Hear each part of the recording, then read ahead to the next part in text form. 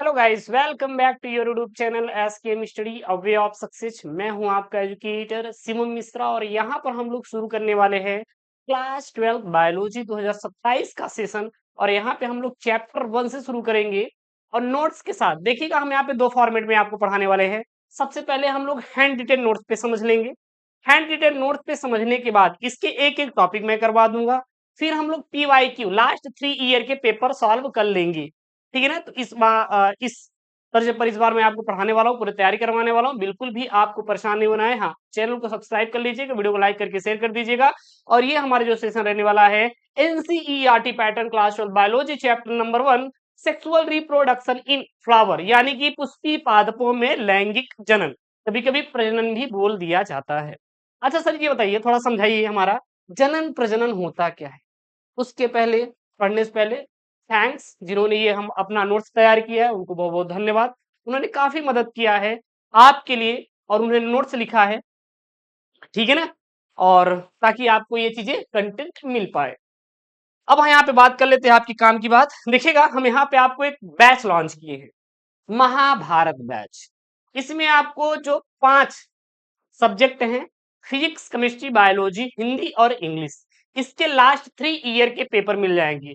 मैं चैलेंज करता हूं पूरे यूट्यूब पर, यदि आप लास्ट 3 ईयर के पेपर कर लेते हैं तो एक भी प्रश्न बाहर नहीं जाएगा, उतने में आपका पूरा कंप्लीट हो जाएगा।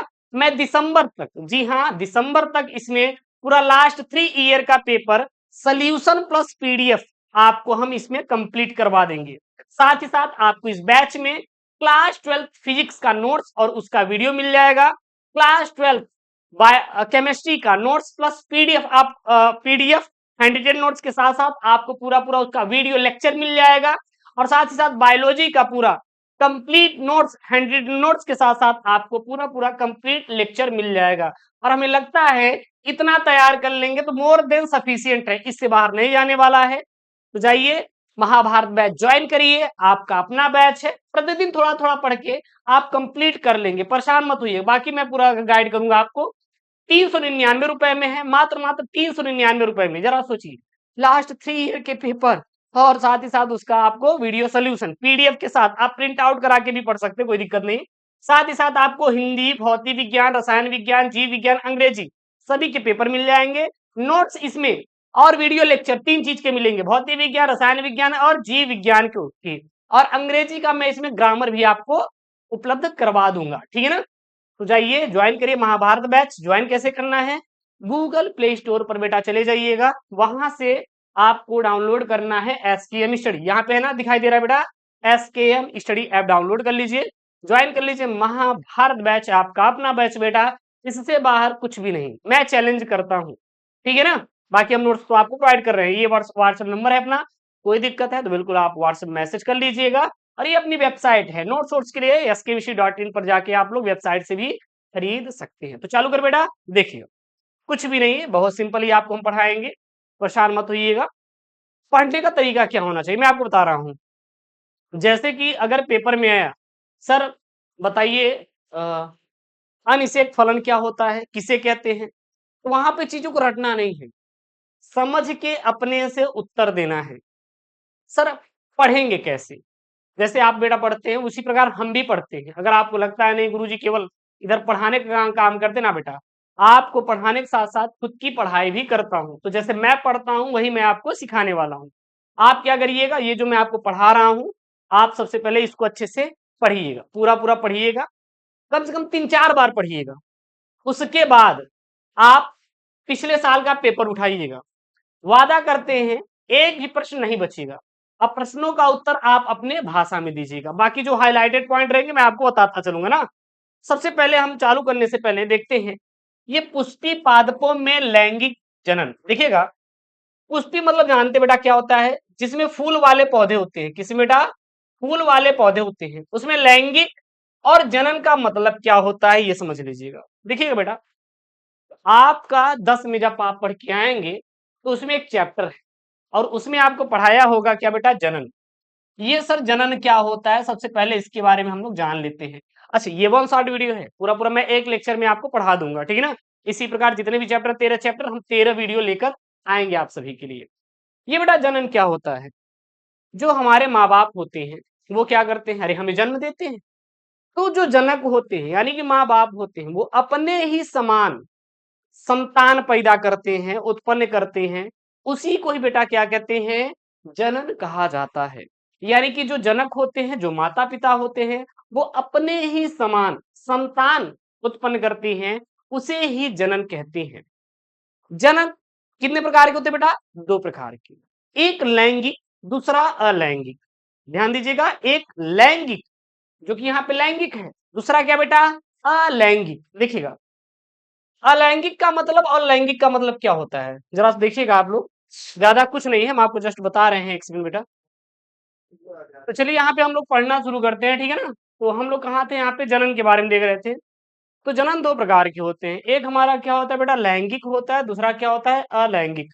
अच्छा, लैंगिक और अलैंगिक में थोड़ा अंतर देख लेते हैं, ज्यादा कुछ भी नहीं है। अलैंगिक में क्या होता है, जब नर और मादा की बात करें यानी मेल और फीमेल की बात करें तो वहां पे क्या होता है, हमारा लैंगिक जनन की बात होता है।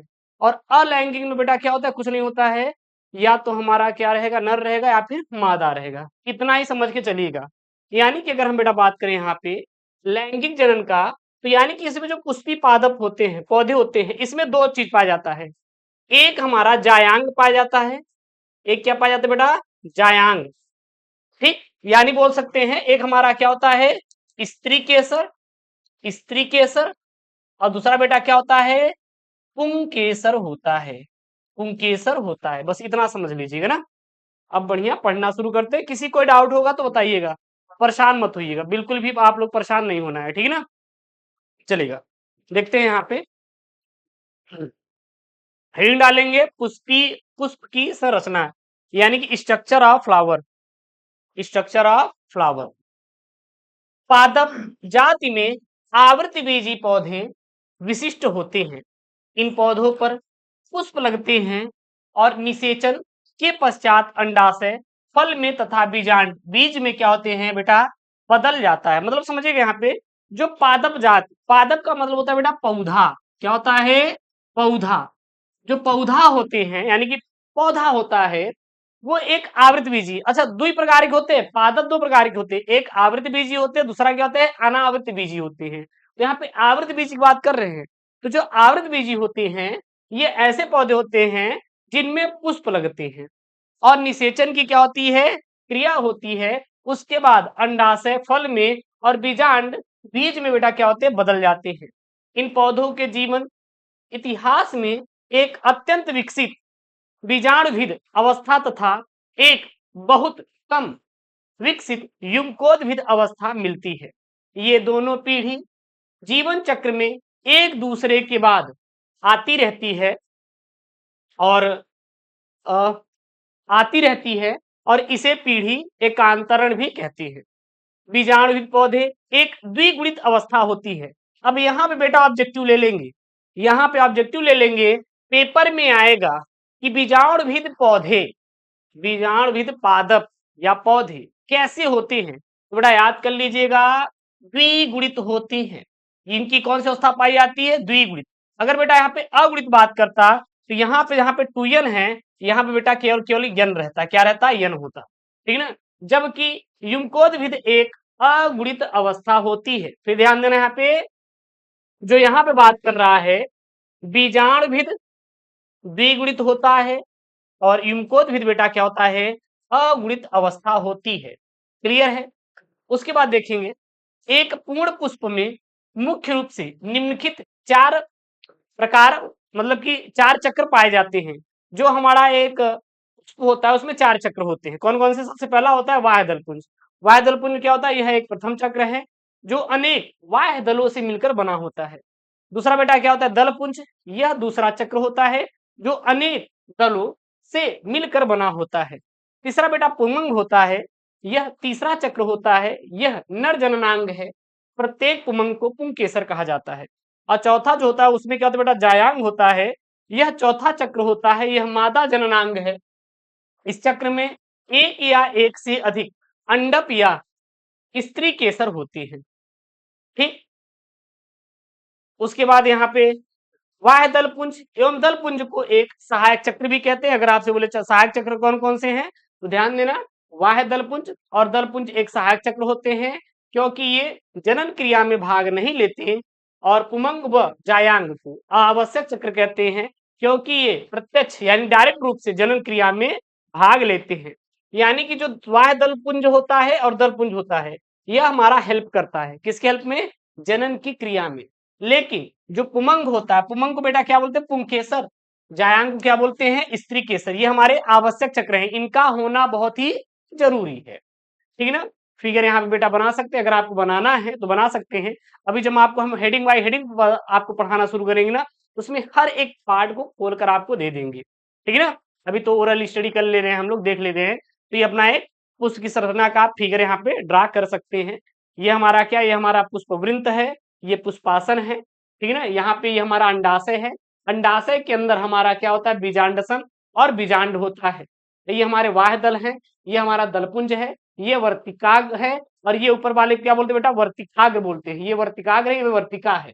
ठीक। और ये जो डंठल है उसको पुंतत्व बोलते हैं, ये डंठल पुंतत्व बोलते हैं। ये परागकोश है, परागकोश के अंदर पराग कण पाए जाते हैं। परागकोश पुंतत्व को पुंकेसर बोलते हैं। बीजांड अंडाशय और बीजांड अंडाशय बीजांड और बीजांडसन को हम लोग क्या बोलते हैं? स्त्री केसर बोला जाता है। क्लियर है? चलिएगा आगे देखते हैं। पुष्पी पौधों में लैंगिक जनन। हेडिंग डालेंगे, पुष्पी पौधों में लैंगिक जनन। क्या लिखेंगे इसमें? इसमें लिखेंगे पुष्प के अंदर नर जननांग के रूप में पुंकेसर एवं मादा जननांग के रूप में जायांग पाया जाता है। यानी कुल मिला के हम बात करें, जो पुष्प होता है उसके अंदर दो चीज पाए जाते हैं मुख्यतः। कौन कौन से? एक हमारा पाया जाता है बेटा नर जननांग के रूप में पुंकेसर, और मादा जननांग के रूप में क्या? जायांग पाया जाता है। पुंकेसर एवं जायांग के अंदर अर्धसूत्री विभाजन द्वारा क्रमशः पराग कणों एवं महाबीजाणु का निर्माण होता है। अगर हम बात करेंगे कि जो हमारा पुंकेसर होता है और जो हमारा जायांग होता है, इसमें कौन सा विभाजन होता है? तो बहुत बढ़िया सर, अर्धसूत्री विभाजन होता है। इनके द्वारा ही परागकण और महाबीजाणु का निर्माण होता है। परागकण से परागकण से नर इम्कोद्भिद एवं महाबीजाणु से मादा इम्कोद्भिद का निर्माण होता है। नर इम्कोद्भिद से नर युग्मक बनता है तथा मादा इम्कोद्भिद से अंड कोशिका बनती है। नर युग्मक एवं अंड के संयुग्मन से युग्मनज बनता है, और निषेचन के पश्चात युग्मनज युक्त बीजांड को बीज कहते हैं, और जिसके अंकुरण से नए बीजाणुविद का क्या होता है बेटा? निर्माण होता है। आगे हेडिंग डालेंगे लघु बीजाणु जनन या कुंभी जाणु जनन क्या होता है। तो मेनली अगर आपसे बोला जाए तो सीधा बोलिएगा कि भैया लघु बीजाणु जनन क्या होता है। पेपर में से केवल लघु बीजाणु जनन ही आता है, मान लीजिए मैंने लिख दिया, अगर आपको करना है। पराग कोश एवं परागकणों के निर्माण की प्रक्रिया को लघु बीजाणु जनन कहते हैं। अगर परिभाषा की बात करें तो केवल इतने लिखेंगे। लघु बीजाणु जनन की परिभाषा की बात करें तो पराग कोश तथा परागकणों के निर्माण की प्रक्रिया को बेटा लघु बीजाणु जनन कहते हैं। केवल इतना ही लाइन लिखा जाएगा। इसके आगे वाला क्या बेटा? प्रोसेस है, प्रक्रिया है। इसे देख लेते हैं। पराग कोश क्या लिखेंगे बेटा इसमें? पराग कोश एक समान विभोचतकी कोशिकाओं से बना एक अंडाकार समूह है, जो बाह्य स्तर द्वारा घिरा होता है, जो धीरे धीरे विकास करके 4 पालियों वाला हो जाता है, और यह बाद में संवहन बंडल का निर्माण करता है। परागधानी विकास के समय तरुण परागकोश के प्रत्येक पाली में कोनों पर बाह्य स्तर के नीचे कुछ अधः स्तरीय कोशिकाएं आकार में बड़ी हो जाती हैं, और इन्हें ही क्या कहते हैं? प्रपस्व कोशिका कहते हैं। इन्हें ही प्रपस्व कोशिका कहा जाता है, जिनसे एक बाह्य प्राथमिक वित्तीय कोशिका तथा भीतरी प्राथमिक कुंभीजाणु जनन कोशिका बनती है। ये दोनों कोशिकाएं निरंतर विभाजित होती रहती हैं, और प्राथमिक भित्ति कोशिकाएं 3 से 5 भित्ति स्तर बनाती हैं। इनमें बाह्य त्वचा के नीचे वाली एक परत प्रायः मोटी हो जाती है, और इस परत को अंतः स्तर कहते हैं। जिन स्थानों पर अंतः स्तर की कोशिकाओं की भित्ति पतली रह जाती है, यानी कि पतली रहती है, उसे क्या कहते हैं? रंध्रक बोला जाता है। ये रंध्रक कहलाता है। अतः स्तर से नीचे वाली 1 से 3 परत की कोशिकाएं मध्य स्तर तथा सबसे नीचे वाली परत टेपिटम बनाती है और टेपिटम की कोशिकाएं अर्धसूत्री विभाजन द्वारा बहुगुणित हो जाती हैं तथा बाद में नष्ट होकर लघु बीजाणुओं के पोषण में सहायता करती हैं। देखिएगा, आपको थोड़ा अभी ना बहुत हार्ड लगेगा क्योंकि फर्स्ट टाइम है ना, पढ़ेंगे कहेंगे गुरुजी बहुत हार्ड है, समझ नहीं आ रहा है, तो 3 बार पढ़ेंगे चीजें समझ में आ जाएगी। बाकी जब हम हेडिंग बाय हेडिंग पढ़ाएंगे तो और क्लियर हो जाएगा। अब यहाँ से थोड़ा हम लोग अभी ऊपर हेडिंग निकाल लेते हैं एक मेन, अब यहाँ से एक और निकालते हैं क्रक्स मटेरियल। अगर मैं आपसे बोलूं कि भैया टेपिटम का क्या कार्य होता है, तो टेपिटम का कार्य होता है लघु बीजाणुओं को पोषण में सहायता करना। यही सब पॉइंट है, ऐसे ही मिलता है। अभी आप जाके देखिएगा, पिछले साल आया था कि ये बताइए टेपिटम का कार्य क्या होता है। टेपिटम का कार्य होता है लघु बीजाणुओं को पोषण में सहायता करना। यही सब पॉइंट है। आप लोग परेशान होते हैं, बिल्कुल भी परेशान ना हो, सब हम पढ़ा देंगे। प्राथमिक बीजाणु जनन कोशिकाओं से अनेक लघु बीजाणु मात्र कोशिकाओं का निर्माण होता है। इनमें से कुछ नष्ट हो जाती हैं तथा कुछ गोलाकार होकर क्रियात्मक लघु बीजाणु मात्र कोशिकाएं की तरह कार्य करती हैं, जो अर्धसूत्री विभाजन द्वारा विभाजित होकर 4 अगुणित लघु बीजाणु बनाती हैं। और ये रहा बेटा फिगर। अगर आपको फिगर ड्रा करना है तो आप यहाँ पे स्क्रीनशॉट लेके पूरा पूरा फिगर ड्रा कर सकते हैं। अभी जब हम आपको पूरा पूरा हेडिंग बताएंगे ना, उसमें पूरा पूरा फिगर आपको पढ़ा देंगे, आपको बिल्कुल भी परेशान नहीं होना है, ठीक है ना। अच्छा, इसका जो पीडीएफ है मैं आपको टेलीग्राम पर फ्री में, पहला चैप्टर का मैं पीडीएफ आपको टेलीग्राम में फ्री पर उपलब्ध करवा देंगे। साथ ही साथ ऐप पर एसकेएम स्टडी एप्लीकेशन पर मैं फ्री में पहला चैप्टर का आपको पीडीएफ उपलब्ध करवा दूंगा। ठीक, अगला यहाँ पे क्या है, लघु बीजाणु एवं परागकण। सर लघु बीजाणु और परागकण क्या होते हैं, देखिएगा। परागकण अगुणित होता है, यह 2 आवरणों से ढका होता है। बाह्य आवरण कठोर एवं खुरदरा होता है जिसे बाह्य चोल कहते हैं। इसका जैविक अपघटन नहीं होता और इसी कारण परागकण लंबे समय तक अवशेष के रूप में बचा रह सकता है। इनमें जनन छिद्र होते हैं जिनके द्वारा परागनली निकलती है और बाह्य चोल के नीचे पतली व कोमल अंतः चोल होती है और यह पेक्टोसेलुलोज की बनी होती है। यह हमारा परागकण की संरचना है। अभी हम आपको फिगर भी बनाना सिखाएंगे बाय हेडिंग में। आप परेशान मत होना, अगर आपको बनाना है तो बना सकते हैं। यहाँ आप देख सकते हैं ये जनन छिद्र है, ये हमारा क्या, ये कायिक केंद्रक है, ये हमारा अंत है और ये ऊपर वाला क्या बेटा, बाह्य चोल है। ठीक, अगला हेडिंग, परागकोश का स्फुटन एवं नर युग्मक का विकास, यानी नर युग्मोद्भिद का विकास। सबसे पहले परागकोश का स्फुटन। परागकोश का स्फुटन मतलब क्या होता है, जो परागकोश होता है वो कैसे फूटता है, फूटने के बाद ही तो नर युग्मकोद्भिद का विकास होगा। तो परागकोश के स्फुटन के समय मध्य स्तर व टेपिटम स्तर नष्ट हो जाती है, केवल बाह्य त्वचा व अंतः त्वचा रह जाती है। स्फुटन के समय अंतः त्वचा की कोशिकाएं सिकुड़ जाती हैं जिससे बाह्य त्वचा पर तनाव उत्पन्न होता है, यानी टेंशन उत्पन्न होता है, जिस कारण परागकोश स्टोमियम वाले स्थान से फट जाता है तथा दोनों परागधानियों में स्थित परागकण बाहर आने लगते हैं। इसे ही परागकोश का स्फुटन कहा जाता है। नर का विकास कैसे होता है, तो परागकोश से तो स्वतंत्र होने से पूर्व ही परागकणों का अंकुरण हो जाता है और इस प्रक्रिया को सर्वप्रथम परागकण का केंद्रक समसूत्री विभाजन द्वारा एक छोटा और एक बड़ा 2 केंद्रकों में विभाजित हो जाता है। बड़े केंद्रक को वर्धी केंद्रक कहा जाता है और छोटे केंद्रक को जनन केंद्रक कहा जाता है। परागकणों का आगे का विकास मादा पुष्प के स्त्री केसर के वर्तिकाग्र पर होता है और परागकण स्त्री केसर के वर्तिकाग्र पर पहुंच जाते हैं जहां इनका अंकुरण होता है, जिसे परागकण के पश्चात परिवर्धन कहा जाता है। अब हम बात करते हैं जायांग की। तो जायांग मतलब कि जो हमारे स्त्री केसर होते हैं। अब स्त्री केसर में कौन कौन से भाग होते हैं, तो सबसे पहला भाग होता है बेटा अंडप। तो ये जो अंडप होता है, यानी कि अंडप में 3 भाग होते हैं, यानी कि स्त्री केसर में 3 भाग होते हैं। सबसे पहला अंडाशय, वर्तिका और वर्तिकाग्र, ये तीनों मिलकर हमारा क्या बनाते हैं बेटा, हमारा जायांग यानी कि स्त्री केसर बनाते हैं। ध्यान देना, फिर से मैं क्या कह रहा हूं, मेरी बात समझिएगा थोड़ा सा। जैसे मान लीजिए आपका जिला है बेटा, ये क्या हो गया, अरे जिला हो गया भैया, डिस्ट्रिक्ट हो गया। ये हमारा क्या है, ये हमारा जिला है। जिले के अंदर बहुत सारे क्या होते हैं, हमारे ब्लॉक होते हैं। ब्लॉक, ब्लॉक का मतलब समझ रहे हैं ना। अब इन ब्लॉक में क्या होते हैं बेटा, गांव होते हैं, बहुत सारे छोटे छोटे क्या होते हैं, गांव होते हैं। उसी प्रकार ये जायांग जो होता है इसी क्या कहते हैं बेटा, स्त्री केसर बोला जाता है।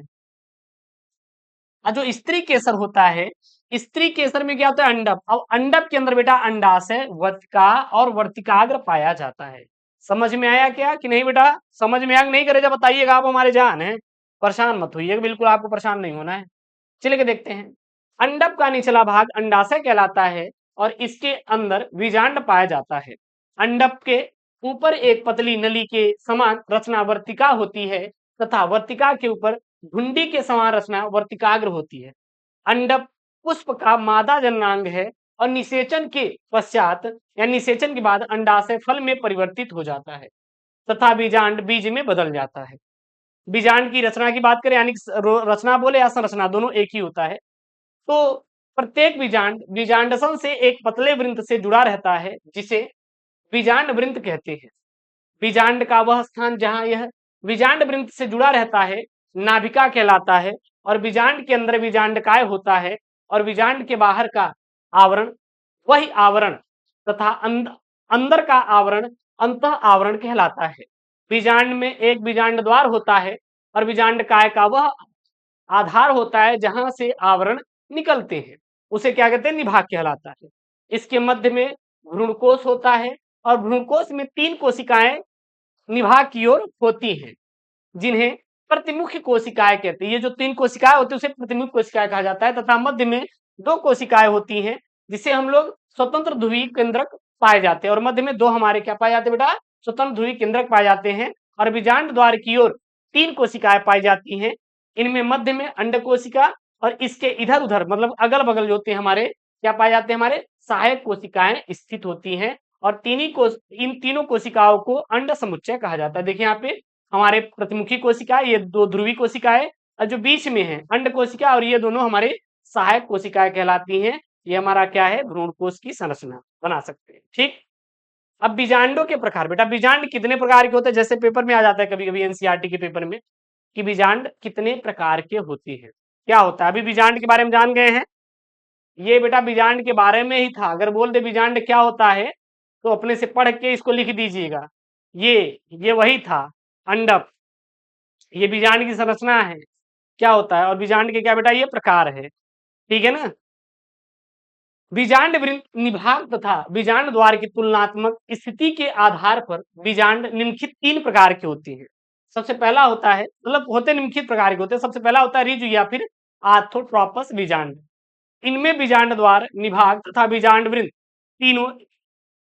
तीनों ही एक सीधी रेखा पर स्थित होते हैं, जैसे पॉलीगोनम, रूमेकस, पाइपर और सभी आवृतबीजी में जितने भी होते हैं आर्थोट्रोपस। दूसरा क्या होता है बेटा, प्रतीप या एनाट्रोपस। इसमें क्या होता है, इसमें बीजांड उल्टा होता है और इनमें सिर्फ बीजांड द्वार तथा निभाग ही एक सीधी रेखा पर स्थित होते हैं, जैसे टमाटर और गुड़हल मटर इत्यादि में। तो ये अपना एक फिगर है, ठीक है ना, इसको एनाट्रोपस बोलते हैं। और तीसरा होता है बेटा हेमिट्रोपस। हेमिट्रोपस क्या होता है, इसका निर्माण आर्थोट्रोपस बीजांड के 90 डिग्री पर मुड़ जाने के कारण होता है और इनमें बीजांड द्वार तथा निभाग एक सीधी क्षैतिज रेखा में स्थित होते हैं और बीजांड वृंत निभाग के मध्य में एक समकोण बनाता हुआ जुड़ा रहता है। उदाहरण के लिए जैसे रेनन कुलेसी कुल के पौधे में जो होते हैं हमारे, वो कौन से पाए जाते हैं, हेमिट्रोपस पाए जाते हैं, हेमिट्रोपस प्रकार के पाए जाते हैं। तीसरा क्या होता है, कंपाइलोट्रोपस। ये कंपाइलोट्रोपस क्या होता है, यह कुछ मुड़ा होता है जिस कारण बीजांड द्वार तथा निभाग दोनों एक सीधी रेखा पर नहीं होते, अतः बीजांड द्वार बीजांड वृंत के समीप आ जाते हैं, जैसे कि हमारे कौन सा बेटा, हाँ, क्रूसीफेरी यानी सरसों और मूली कुल के पौधे में हमारा ये पाया जाता है, यहाँ पे देख सकते हैं। अगला होता है बेटा क्या हमारा, एम्फीट्रोपस। ये क्या होता है, इनमें बीजांडकाय के साथ साथ भ्रूणकोश में भी वक्रण आ जाता है जिससे भ्रूणकोश घोड़े की नाल के समान मुड़ जाता है, जैसे हमारा कैप्सेला में जो होता है हमारा एम्फीट्रोपस पाया जाता है। तीसरा है सर्सिनोट्रोपस। ये क्या होता है, इसमें बीजांड वृंत में अतिवृद्धि हो जाती है जिससे यह बहुत लंबा होकर बीजांड को सभी ओर से घिरे रहता है, जैसे नागफनी और हमारा कैक्टेसी कुल के पौधों में पाया जाता है। और यहाँ पे फिगर है, आप लोग फिगर ड्रा कर लीजिएगा। अभी हम आपको पीडीएफ उपलब्ध करवा देंगे, देख लीजिएगा। अब आगे हेडिंग डालेंगे गुरु बीजाणु जनन। सर गुरु बीजाणु जनन क्या होता है, किसे कहते हैं? तो बीजांड तथा भ्रूण कोष के परिवर्धन की क्रिया को गुरु बीजाणु जनन कहते हैं। केवल परिभाषा इतने लिखना है, पेपर में आएगा तो इतने लिखना है 1-2 लाइन में। ये नहीं गुरु जी हम 10 लाइन में लिखे पड़े हैं। काहे लिखे पड़े हो भैया? जितना हम कह रहे इतने ही लिख देंगे, मोर देन सफिशिएंट नंबर मिल जाएगा। तो बीजांड तथा भ्रूण कोष के परिवर्धन की क्रिया को बेटा क्या बोला जाता है? गुरु बीजाणु जनन कहते हैं। गुरु बीजाणु जनन के समय बीजांड काय की एक अधः स्तरीय कोशिका आकार में बड़ी होकर अन्य कोशिकाओं से भिन्न हो जाती है। इसे प्राथमिक प्रसव कोशिका कहते हैं, जो विभाजित होकर एक बाहरी भित्ति कोशिका तथा भीतरी बीजाणु जनन कोशिका बनाती है। भित्ति कोशिका एक या 2 बार विभाजित हो जाती है या फिर बिना विभाजन के ही रहती है। बीजाणु जनन कोशिका बिना विभाजन किए ही गुरु बीजाणु मात्र कोशिका की भांति कार्य करने लगती है और यह अर्धसूत्री विभाजन द्वारा विभाजित होकर 4 अगुणित गुरु बीजाणु बनाती है। इनसे प्रायः एक सबसे नीचे निभाग की ओर का गुरु बीजाणु क्रियाशील रहता है तथा शेष 3 अक्रियाशील गुरु बीजाणु शीघ्र ही नष्ट हो जाती है। आगे हेडिंग डालेंगे मादा मुकोद्भिद और भ्रूणकोश का विकास। मादा मुकोद्भिद का विकास कैसा होता है या फिर भ्रूणकोश का विकास कैसा होता है, मतलब कैसे होता है? तो क्रियाशील गुरु बीजाणु अगुणित यानी कि हमारे अगुणित संरचना होती है, हमारे अगुणित होते हैं। यह आकार में वृद्धि करके बीजांडकाय के अधिकांश भाग को घेर लेता है तथा इसका केंद्रक समसूत्री विभाजन के द्वारा विभाजित होकर 2 संतति केंद्रक बनाता है और इस प्रकार प्रत्येक ध्रुव पर 2 केंद्रक हो जाते हैं और इससे केंद्रकों में पुनः तीसरा विभाजन हो जाता है, जिससे 8 केंद्रक बन जाते हैं और इनमें से 4 केंद्रक बीजांड द्वार की ओर तथा 4 केंद्रक निभाग की ओर रहते हैं। अब एक केंद्रक बीजांड द्वार की ओर तथा एक केंद्रक निभाग की ओर से केंद्र की ओर बढ़ते हैं, इन्हें ध्रुवीय केंद्रक कहते हैं। ये द्वितीय केंद्रक यानी टूयन बनाते हैं और इनमें एक अंड उपकरण होता है जिसके मध्य में एक बड़ी अंड कोशिका होती है तथा सहायक कोशिकाएं होती हैं।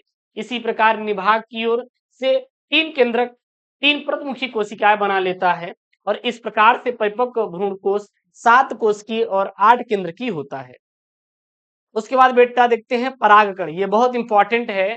परागण क्या होता है, परागण क्या होता है और परागण के प्रकार, लाभ, हानि। ये मोस्ट इंपॉर्टेंट वाला है, पेपर में 100% आता है, कोई ना कोई एक प्रश्न जरूर आएगा।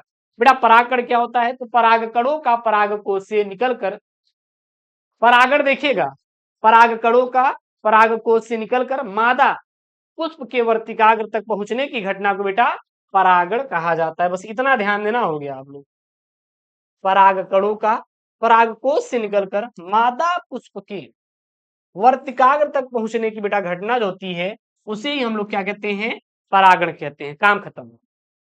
परागण के पश्चात यानी परागण के बाद अंडाशय से फल का निर्माण होता है और पुंकेसर वह दल क्या हो जाते हैं बेटा? गिर जाते हैं।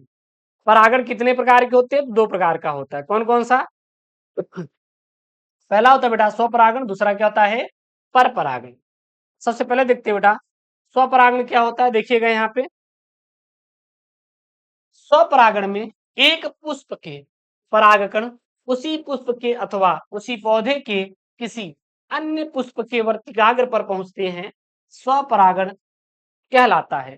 स्वपरागण जो होते हैं 2 प्रकार के होते हैं। सबसे पहला होता है स्वयुग्मन या स्वयुग्मन और दूसरा होता है सजात पुष्पी परागण। स्वयुग्मन क्या होता है? एक द्विलिंगी पुष्प में परागकण उसी पुष्प के वर्तिकाग्र पर पहुंचते हैं तो उसे स्वयुग्मन बोलते हैं।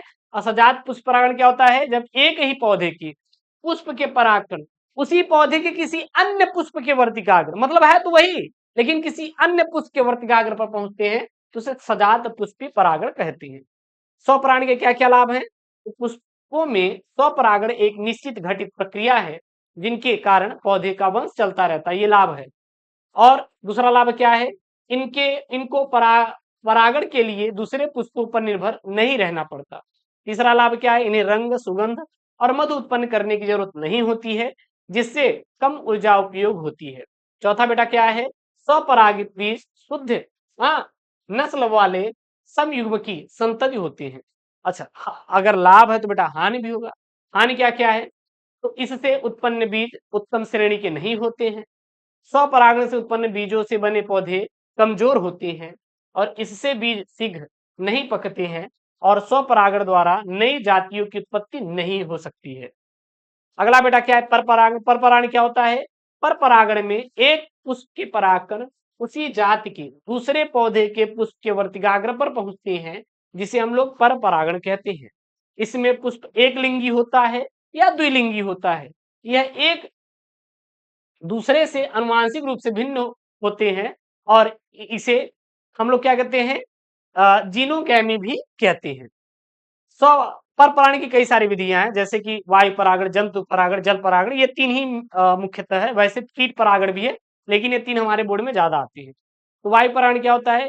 पुष्पों में वायु के द्वारा होने वाला पर परागण को वायु परागण कहा जाता है और इन पुष्पों में निम्न विशेषताएं पाई जाती है वायु परागण में। सबसे पहला, वायु परागित पुष्प छोटे होते हैं एवं आकर्षित रहित होते हैं, मतलब इसमें आकर्षण नहीं होता है।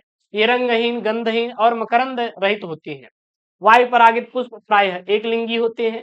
वायु परागण करने वाले पौधे का या पुष्पों पर द्वारा प्रचुर मात्रा में परागकण उत्पन्न होते हैं। परागकण छोटे, शुष्क व हल्के होते हैं, जिससे वे आसानी से इधर उधर उड़ सकते हैं। पांचवा पॉइंट में क्या लिखेंगे? मक्का में वायु परागण होता है। उसके बाद बेटा क्या? जंतु परागण। जंतु में क्या लिखेंगे? तो पुष्पों में जंतुओं के द्वारा होने वाले परागण को जंतु परागण कहते हैं। इसमें परागकणों को एक पुष्प से दूसरे पुष्प तक पहुंचने के लिए जैविक संसाधनों जैसे कीटों, पक्षियों आदि की आवश्यकता होती है। परागण परागण करने वाले जंतुओं के आधार पर यह तीन प्रकार का होता है। कौन कौन सा? पहला होता है बेटा कीट परागण। कीट परागण क्या लिखेंगे? अधिकांशतः पौधों में परागण एक पुष्प के परागकोश से दूसरे पुष्प के वर्तिकाग्र पर कीटों के द्वारा पहुंचाया जाता है। इनमें मधुमक्खी, भौरा, मक्खी इत्यादि होती हैं। ये कीट मधु या भोजन के लिए पुष्पों द्वारा पुष्पों के पर भ्रमण करते हैं। जब ऐसे कीट किसी अन्य पुष्प पर जाते हैं तो इनके अंगों से परागकण दूसरे पुष्प के वर्तिकाग्र पर पहुंचते हैं और परागण क्रिया संपन्न करते हैं।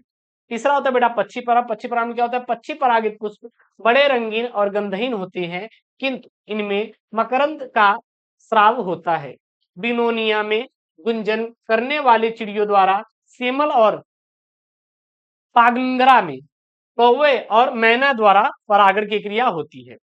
उसके बाद बेटा क्या है? जल परागण। जल द्वारा परागण को जल परागण कहते हैं, यानी जल के द्वारा होने वाले परागण बेटा क्या कहते हैं हम लोग? जल परागण बोला जाता है। ठीक है। अधिकांशतः जलोद्भिद पौधों में नर पुष्प में परागकण जल के माध्यम से होता है और मादा पुष्पों में वर्तिकाग्र पर पहुंचते हैं। जल परागण में मुख्यतः दो प्रकार का होता है। सबसे पहला क्या होता है? हाइड्रोफिली, यानी कि इनमें परागण जल के अंदर होता है, जैसे कि सिरेटोफिल्लम और जोस्टेरा इत्यादि में हमारा होता है। और दूसरे में क्या होता है हमारा? एपीहाइड्रोफिली। इसमें होता है परागकण जल की सतह पर होता है, लेयर पर होता है, जैसे लेग्ना और हाइड्रेला में। जल परागित पौधे के निम्नलिखित विशेषताएं होती है। कौन कौन से? पहला, जल परागित पुष्प अस्पष्ट होते हैं, रंगहीन, गंधहीन तथा मकरंदहीन होते हैं। परागकण हल्के होते हैं, जिससे ये जल की सतह पर तैर सकती हैं। तीसरा, वर्तिकाग्र लंबा, चिपचिपा व गीला नहीं होता। चौथा, परागकण के चारों ओर मोम जैसी पदार्थ की एक तह होती है या सतह होती है, जिन्हें जल में सड़ने से बचाती है। पर परागण के क्या क्या क्या बेटा लाभ हैं? तो पर परागित पुष्पों से बनने वाले फल भारी और स्वादिष्ट होती हैं। इससे उत्पन्न बीज भी बड़े, भारी, स्वस्थ और अच्छी नस्ल के होते हैं और इसके द्वारा रोग प्रतिरोधक नई प्रजातियां भी तैयार की जा सकती हैं। इससे अनुवांशिक पुनर्योजन द्वारा विभिन्नताएं उत्पन्न होती हैं और पांचवा पॉइंट में परपरागण में बीजों की संख्या अधिक होती है, मतलब ज्यादा से ज्यादा होती है। पर परागण से बेटा हानियां क्या क्या हैं? अगर लाभ है तो जाहिर सी बात है कहीं ना कहीं बेटा हानियां भी होती हैं। जैसे मान लीजिए अगर आप मोबाइल से पढ़ रहे हैं तो मोबाइल के कुछ कुछ लाभ हैं, तो बेटा हानियां भी तो हैं, है कि नहीं? बाकी कोई दिक्कत होगा तो बेटा आप लोग कमेंट बॉक्स में छाप दीजिएगा, आपको परेशान नहीं होना है, ठीक है ना? चलिएगा। तो यह क्रिया अनिश्चित होती है, मतलब इसका कोई समय नहीं होता है, कभी भी हो सकता है, क्योंकि इसमें परागण के लिए वायु, जल और जंतु पर निर्भर रहना पड़ता है। इसमें पुष्पों को एक दूसरे पर निर्भर रहना पड़ता है और परागित परागित करने वाले साधनों के की समय पर उपलब्धता न होने पर अधिकांशतः पुष्प परागित होने से रह जाते हैं। चौथा पॉइंट, पर परागित पुष्पों में विशेषकर वायु परागित पुष्पों में परागकण अधिकांश संख्या में नष्ट हो जाते हैं। और पांचवा, पर परागित बीज सदैव क्या होते हैं, संकर होते हैं। उसके बाद बेटा क्या होता है, कृत्रिम। देखिएगा, एक हमारा प्राकृतिक रूप से होता है और एक कृत्रिम रूप से होता है। कृत्रिम मतलब जो हम लोग खुद से कराते हैं, ठीक है। तो इस प्रकार का परागण मनुष्य द्वारा अपने लाभ के लिए एवं उत्तम नस्ल के उत्पादन के लिए किया जाता है। विधि देखेंगे तो इस विधि में दो आवश्यक प्रक्रम अपनाए जाते हैं। पहला क्या होता है बेटा, विपुंसन होता है। इस प्रक्रिया में पौधों पर लगे पौधों पर लगे रहते हुए ही द्विलिंगी पुष्प के उनकी कलिकाएं अवस्था में समस्त उन केसरों को काटकर निकाल देते हैं और इस प्रकार पुष्प में स्वपरागण की स्वपरागण की संभावना क्या होती है, समाप्त हो जाती है। और दूसरा बेटा क्या होता है, इसमें प्रोसेस थैलीकरण होता है। अच्छा, थैलीकरण में ज्यादा कुछ नहीं है, लिखेंगे इस प्रक्रिया में बंध्याकृत पुष्प एवं अबंध्याकृत पुष्प को छिद्रित पॉलिथीन की थैली के अंदर बांध दिया जाता है। जायांग के परिपक्व होने पर थैली को खोलकर किसी इच्छित पौधों के पुष्प के परिपक्व परागकणों को इसके वर्तिकाग्र पर छिड़क दिया जाता है। पुनः थैली को ढक दिया जाता है और कुछ दिनों के पश्चात यानी कुछ दिनों के बाद जायांग से फल बनकर तैयार हो जाता है। फल से बीज एकत्रित कर लिए जाते हैं और इन्हें अनुकूल मौसम में उगाकर इनके गुणों का अध्ययन किया जाता है और एक लिंगी पुष्पों में बंध्याकरण की आवश्यकता नहीं होती। पर परागण का वर्तिकाग्र पर अंकुरण, यानी जो पराग कण रहेंगे, यहाँ पे थोड़ा सा मिस्टेक है, यहाँ पे लिख लेंगे पराग कणों का, ध्यान देना, पराग कणों का वर्तिकाग्र पर अंकुरण, यानी जो परागकण होते हैं उनका वर्तिकाग्र पर अंकुरण किस प्रकार से होता है। तो परागकण मादा पुष्प की वर्तिकाग्र पर पहुंचकर फूल जाते हैं और अपना अंकुरण प्रारंभ कर देते हैं। सर्वप्रथम फूली हुई नली कोशिका का अंतःचूल, बाह्यचूल एवं निश्चित किसी एक जनन छिद्र से एक परागनलिका के रूप में बाहर निकलती है। यह अंडाशय में स्थित बीजांड के पास पहुंच जाती है। परागनलिका का बीजांड में प्रवेश, कैसे बीजांड में प्रवेश होता है जो परागनलिका होती है, तो वर्तिकाग्र में होते हुए परागनली अंडाशय में पहुंचती है और परागनली शीघ्र ही बीजांड के समीप पहुंच जाती है और इसी बीच परागनली में स्थित जनन केंद्रक विभाजित होकर दो नर युग्मक बना लेते हैं। बीजांड में परागनली, अंड द्वारे प्रवेश, निभागी प्रवेश और हमारा अंड द्वारे प्रवेश, निभागी प्रवेश और कवलोंदक भेदी प्रवेश, तीन रास्तों से प्रवेश करता है। तो सबसे पहला यहाँ पे है बेटा परागनली का भ्रूणकोश में प्रवेश। तो बीजांड में पहुंचकर परागनली बीजांडकाय को भेदती हुई भ्रूणकोश तक पहुंच जाती है और परागनली किसी एक सहायक कोशिका में प्रवेश कर जाती है। इसके अतिरिक्त कभी कभी परागनली भ्रूणकोश में प्रवेश करती है और इससे परागनली का शीघ्र विघटन हो जाता है या इसके अग्र सिरे पर एक छिद्र बन जाता है जिससे परागनली में पाए जाने वाले सारे पदार्थ बाहर आ जाते हैं और विघटित सहायक कोशिका से एक एक करके दोनों नर युग्मक हमारे भ्रूणकोश में आ जाते हैं। दोहरा निषेचन या द्विनिषेचन क्या होता है, ये सबसे मोस्ट इंपॉर्टेंट वाला आपका एक टॉपिक है जो कि बोर्ड में आता है। अब इसको समझिए हैंड रिटेन नोट्स पे, बाकी हम आपको अलग अलग हेडिंग करके समझाएंगे, आप बिल्कुल परेशान मत होना इस चीज से लेकर, ठीक है ना, क्योंकि आपकी बहुत ज्यादा डिमांड होती है सर हैंड रिटेन नोट्स। तो लीजिए भैया, हैंड रिटेन नोट्स पूरा एनसीईआरटी है। यह आवृत बीजी पौधों में देखने को मिलता है।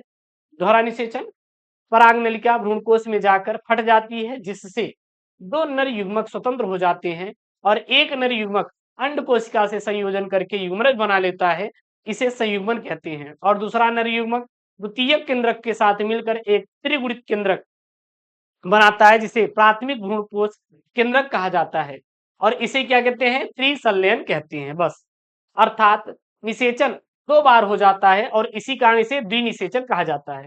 तो त्रिसंलयन, द्विनिषेचन, यहां से लेकर बेटा यहां तक परिभाषा है। इसके बाहर कुछ भी नहीं है। ठीक, जितना मैंने अभी लिखवाया बस।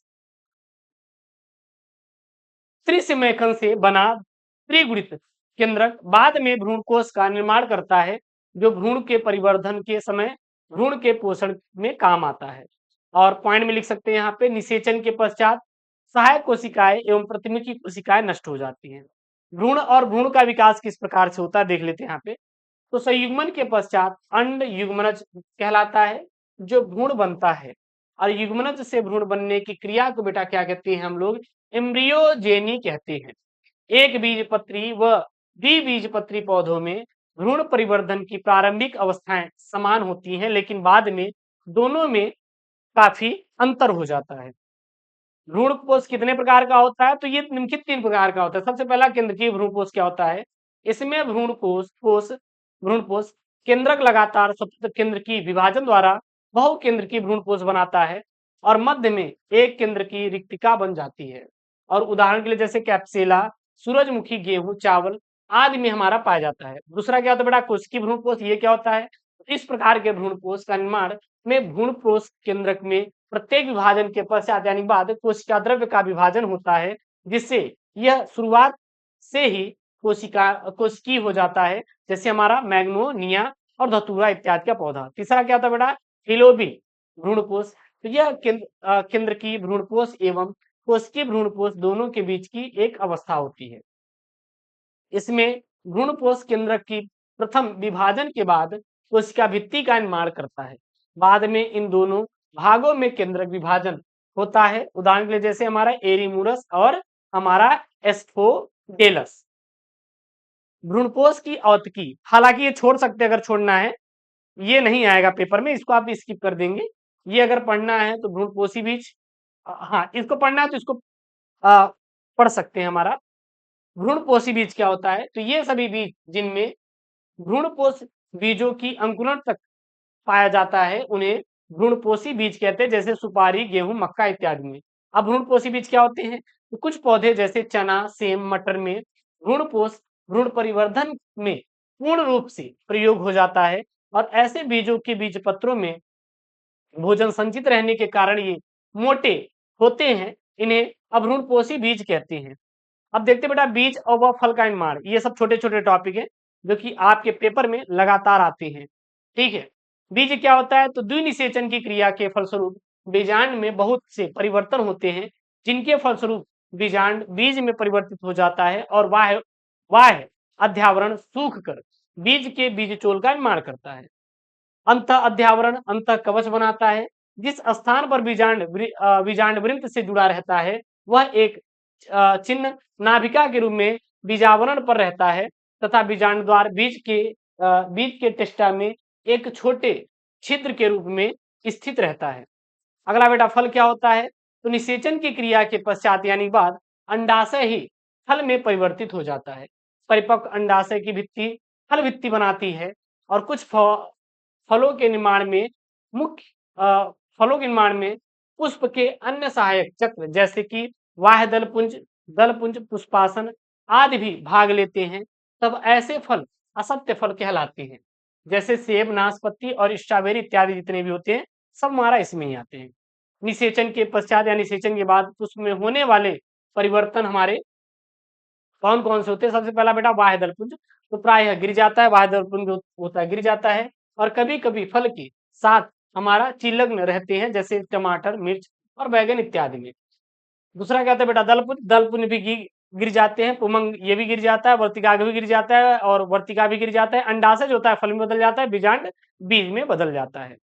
अब निषेचन के बाद बीजांड में होने वाले परिवर्तन निम्नलिखित हैं, जैसे बाह्य अध्यावरण, तो यह बीजचोल में बदल जाता है और अंतः अध्यावरण बीज का अंतः कवच बनाता है। बीजांड वृंत नष्ट हो जाता है, बीजांड द्वार जो होता है हमारा, तो यह बीजांड द्वार के रूप में ही रहता है और बीजांड काय जो होता है यह प्रायः समाप्त हो जाता है। अब निषेचन के बाद भ्रूणपोष में होने वाले कौन कौन से परिवर्तन होते हैं, तो सबसे पहले जो प्रतिमुखी कोशिकाएं होती है नष्ट हो जाती है, युग्मनज भी भ्रूण बदल जाता है, भ्रूणपोष भी केंद्रक हमारा भ्रूणपोष बनता है और सहायक कोशिकाएं नष्ट हो जाती है। उसके बाद बेटा असंजनता होता है। ये सब छोटे छोटे हमारे टॉपिक है जो कि परिभाषाओं के रूप में आपके पेपर में आते हैं। ये असंजनता क्या होती है, असंजनन क्या होता है, तो कभी कभी पौधे के जीवन चक्र में युग्मनक संनयन अथवा अर्धसूत्री विभाजन नहीं होता, फिर भी नए पौधे का निर्माण हो जाता है। इसी क्रिया को असंग जनता कहते हैं या असंग जनन कहते हैं, और ये हमारे दो प्रकार के होते हैं। सबसे पहला क्या होता है, वाई कायिक जनन होता है। तो इसके अंतर्गत बीजों के अतिरिक्त पादप के अन्य किसी भाग जैसे जड़, तना, पत्ती, कलिका से नए पौधे को उत्पन्न किया जाता है, और बीज के स्थान पर उपयोग में लाए जाने वाले इन पौधों के भागों को हमारे प्रोपेगुल कहते हैं। उदाहरण के लिए जैसे गन्ना और आलू इत्यादि। दूसरा क्या होता है बेटा, अनिषेक बीजता। ये क्या होता है, तो बीज के बनने में संयुग्मन एवं अर्धसूत्री विभाजन नहीं होता। यह निम्नलिखित प्रकार का होता है। जैसे हमारा क्या होता है, अपस्थानिक भ्रूणता। ये नहीं पेपर में आएगा, इसलिए हम आपको नहीं बोलेंगे पढ़ने के लिए, ये पेपर में नहीं आएगा। अपस्थानिक भ्रूणता और गुणित बीजुड़ता, और हमारा क्या होता है यहाँ पे अप बीजुड़ता। तो ये पेपर में अप बीजाणुता, ये हमारे पेपर में नहीं आएगा, इसीलिए आप स्किप कर दीजिएगा, ठीक ना। ये हमारा अपयुग्मन भी पेपर में नहीं आने वाला, उसको आप स्किप कर सकते हैं। हाँ, ये जरूर आएगा अनिषेक फलन। अंडाशय से बिना निषेचन के फल निर्माण की क्रिया अनिषेक फलन कहते हैं, और यह हमारा जो फल होते हैं बीज रहित होते हैं, यानी कि इसमें फल नहीं पाया जाता। अच्छा, अनिषेक फलन से बनने वाले को हम लोग अनिषेक फल बोलते हैं। जैसे हमारा हमारा हो जाएगा केला। क्या हो जाएगा, केला। केला में बीज पाया जाता है क्या, नहीं पाया जाता, जाहिर सी बात है। अगला क्या बेटा, यहाँ पे अनिषेक जनन अंड कोशिकाओं से बिना निषेचन के भ्रूण बनने की घटना को अनिषेक जनन कहती है। बहुभ्रूणता क्या होती है, तो एक बीज या बीज में एक से अधिक भ्रूणों का उत्पन्न होना बहुभ्रूणता कहलाता है। ध्यान देना, एक बीजांड या बीज में अधिक भ्रूणों का उत्पन्न होना बहुभ्रूणता कहलाता है। इसकी खोज सर्वप्रथम एबी ल्यूवेनहॉक ने 1971 में संतरे के बीजों में किया था। अनावृत बीजी पौधों में यह एक सामान्य घटना है, परंतु आवृत बीजी पौधों में यह काफी कम पाई जाती है। बहुभ्रूणता निम्नलिखित प्रकार की होती है, जैसे सरल बहुभ्रूणता होती है, मिश्रित बहुभ्रूणता होती है, विदलन बहुभ्रूणता होती है, और अब स्थानिक बहुभ्रूणता होती है। अब कहेंगे गुरु जी आपने पढ़ाया नहीं, पेपर में आने ही वाला ही नहीं है ना। और जब पेपर में आता तो पढ़ा देते, जब पेपर में आने वाला है नहीं तो भैया पढ़ के करेंगे का, आप बताइए।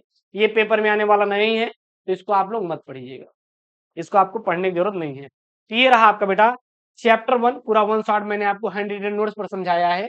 अब हम लोग क्या करेंगे पता है, मैंने यहाँ पे आपको पढ़ा दिया है, अब आपका अगला चैप्टर भी हैंड रिटन नोट्स पे समझाएंगे।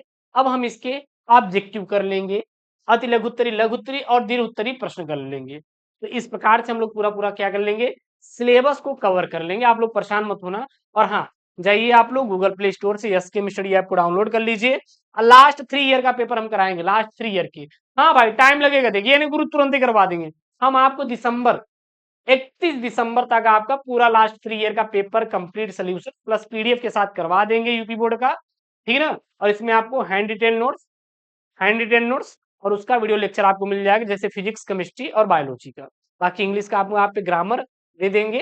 बाकी इन सब का आपको लास्ट 3 ईयर का पेपर सोल्यूशन आपको मिल जाएगा पीवाईक्यू का, आपको परेशान नहीं होना है। तो जाइए, बहुत कम फीस है, 399 रुपए मात्र है, ठीक है ना। लिमिटेड सीट है, जाइए ले लीजिएगा, बहुत ज्यादा फीस नहीं है। हम आपको लास्ट 3 ईयर का पेपर सोल्यूशन करवा रहे हैं बेटा, आपको कहीं मिलने वाला ही नहीं मार्केट में। तो जाइए ज्वाइन करिए Mahabharat batch, link in the description box, या गूगल प्ले स्टोर से एसके मिश्री आप डाउनलोड कर लीजिए। बाकी किसी कोई समस्या हो तो कमेंट बॉक्स में मेंशन कर दीजिएगा।